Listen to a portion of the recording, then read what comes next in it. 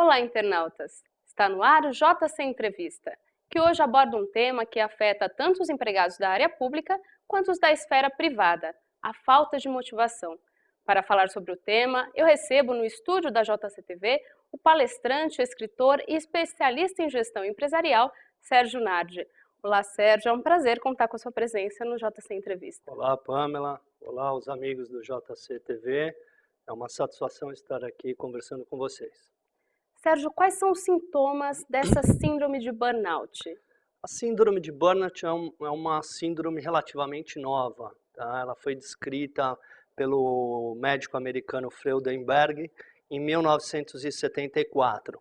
As principais características dessa síndrome são irritabilidade, baixo desempenho, baixa autoestima, dores musculares, irritabilidade, como eu já disse, enfim, todo esse conjunto de sintomas que levam à caracterização de um estresse, de um esgotamento físico e mental do trabalhador.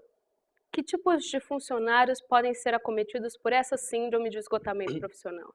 Como eu disse, é uma síndrome recente. No começo, ela era muito ligada aos profissionais de alta performance. O que se entende-se por profissionais de alta performance?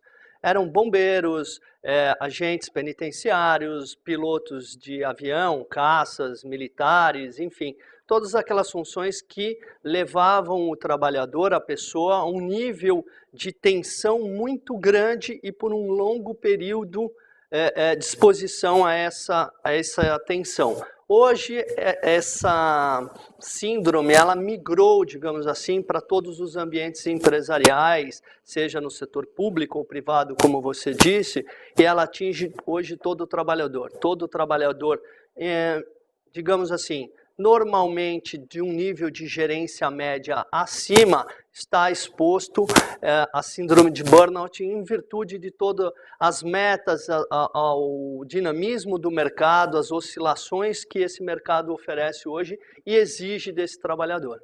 Quando o funcionário volta, retorna das férias, há uma falta de motivação inicial. Esse pode ser o princípio da síndrome de burnout ou é um caso isolado? Não, é um caso isolado. Quando você retorna das férias, você realmente, a tendência, e deveria o trabalhador, né, dar aquela desligada, aquela desconectada com todos os acontecimentos do ambiente de trabalho. Então o retorno é uma retomada mesmo, aquele desânimo é a vontade, digamos assim, que você queria ficar de férias eternamente. Quando a gente fala da síndrome de burnout, esse desânimo ele vem com uma baixa autoestima, ele reflete durante um longo período, ele se reflete, como eu disse, no corpo. Você tem problemas aí de problemas intestinais, dores de cabeça, febre e problemas de baixo desempenho. Então é uma coisa crônica e cumulativa.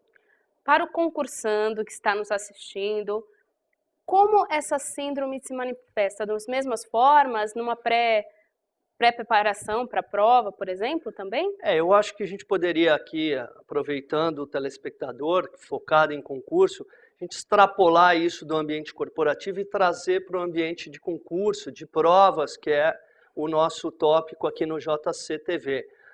Isso se manifesta de maneira, no concursando, vamos dizer assim, aquele que se exige demais. Coloca a si mesmo cargas elevadas de estudo, metas elevadas em relação ao concurso e, enfim, isso gera uma sobrecarga no concursando que vai refletir na hora da prova. Então, normalmente a gente escuta de alguns concursandos, mas eu não passei naquele concurso e aquele cara que não era tão qualificado quanto eu conseguiu entrar. Bom, a qualificação técnica naquele momento você tinha, mas você não teve o equilíbrio para ter tranquilidade suficiente de acessar o seu conhecimento na hora da prova. Isso causa um nervosismo, então você tem candidatos que ficam irritados, nervosos, desesperados, mão suando, quer dizer, são todas características de um candidato, seja de um concurso ou até um pré-vestibular, onde a ansiedade, a própria meta que o próprio candidato, ninguém lhe colocou, mas o próprio candidato coloca a si mesmo, faz com que ele entre, digamos assim, numa zona da síndrome de burnout, mesmo que seja momentânea em função do concurso.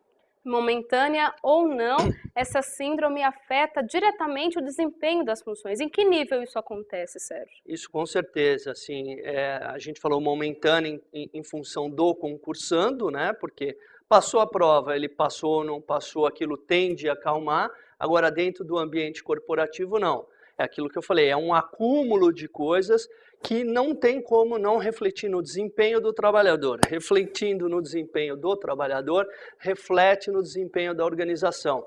Então, a organização, quanto mais tensa, quanto mais complicada, quanto mais em ebulição, ela transmite isso aos funcionários.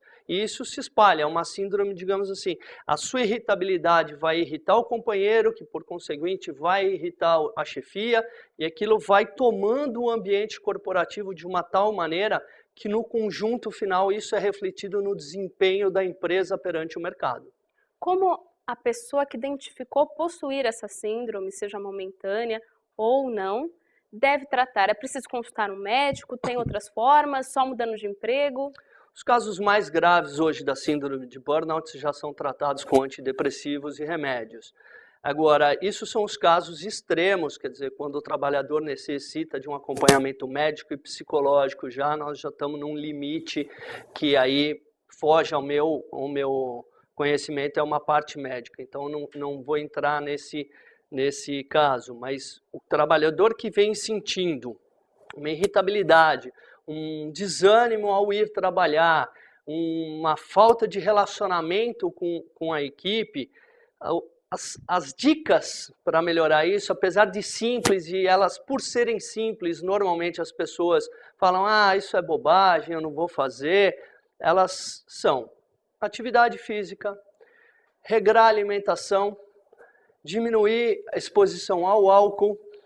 Normalmente, quando a gente tem um quadro de depressivo, muitas vezes as pessoas buscam no álcool e nas drogas um alento. E isso vai fazer com que a síndrome só se torne cada vez maior e potencialize esses malefícios ao trabalhador.